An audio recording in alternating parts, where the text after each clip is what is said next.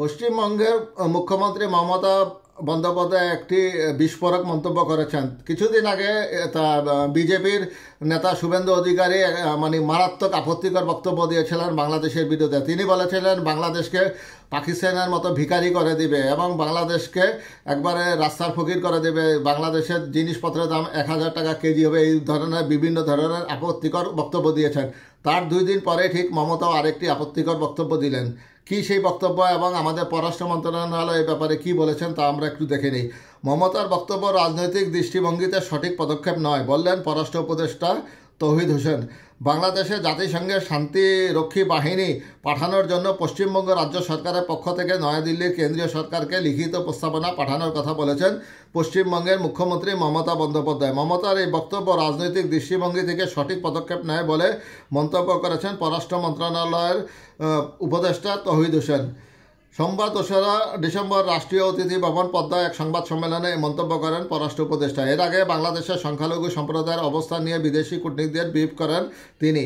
তৌহিদ হোসেন বলেন, আমি ব্যক্তিগতভাবে মনে করি রাজনৈতিক দৃষ্টিভঙ্গি থেকে এটা তার জন্য সঠিক পদক্ষেপ নয়। রাজনীতিবিদরা তো সবসময় রাজনৈতিক দৃষ্টিকোণ থেকে বক্তব্য দিয়ে থাকেন। উনি অর্থাৎ মমতা এই বক্তব্য কেন দিলেন এটা আমি বুঝতে পারছি না। পররাষ্ট্র উপদেষ্টা আরও বলেন, আমার মতে এটা পশ্চিমবঙ্গের রাজনীতির জন্য হয়তো সহায়ক হবে না।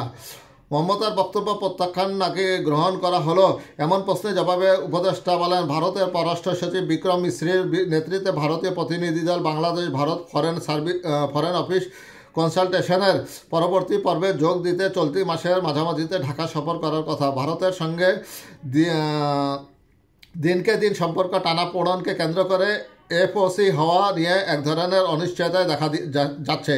এফওসি হওয়ার প্রশ্নে তৌহিদ হোসেন বলেন, এফওসি হওয়ার কথা আমি মনে করি হবে। এখন দুপক্ষ একসঙ্গেই হতে হবে। ভিসার ব্যাপারে পররাষ্ট্র উপদেষ্টা বলেন, ভারতীয় ভিসা বন্ধ, যে কারণে অনেককে চিকিৎসা নিতে ভারতে যেতে পারছে না। আবার কলকাতার ব্যবসায়ীদের অবস্থা খারাপ, এটা ভারতের স্বার্থ কিনা তাদের দেখতে হবে। ভারতের স্বার্থ তো আমি বুঝতে পারবো না। সম্পর্কে টানাপোড়েনে সামনের দিনগুলোতে দিল্লিকে ঢাকা কিভাবে সামলাবে এমন প্রশ্নে উপদেষ্টা বলেন, পারস্পরিক স্বার্থ ঠিক রেখে আমরা ভারতের সঙ্গে একটা স্বাভাবিক ভালো সুসম্পর্ক চাই। ভারতের আন্তরিকতা প্রশ্নে তৌহিদ হোসেন বলেন, আন্তরিকতা তো পরিমাপ করা খুব কঠিন কাজ, এটা গণমাধ্যমকে মাপতে হবে। উভয়ের জন্য এখানে অন্তরের চেয়ে স্বার্থ গুরুত্বপূর্ণ আমি মনে করি। ভারত বাংলাদেশে উভয় সম্পর্ক এগিয়ে নেবে নিজেদের স্বার্থ অনুযায়ী।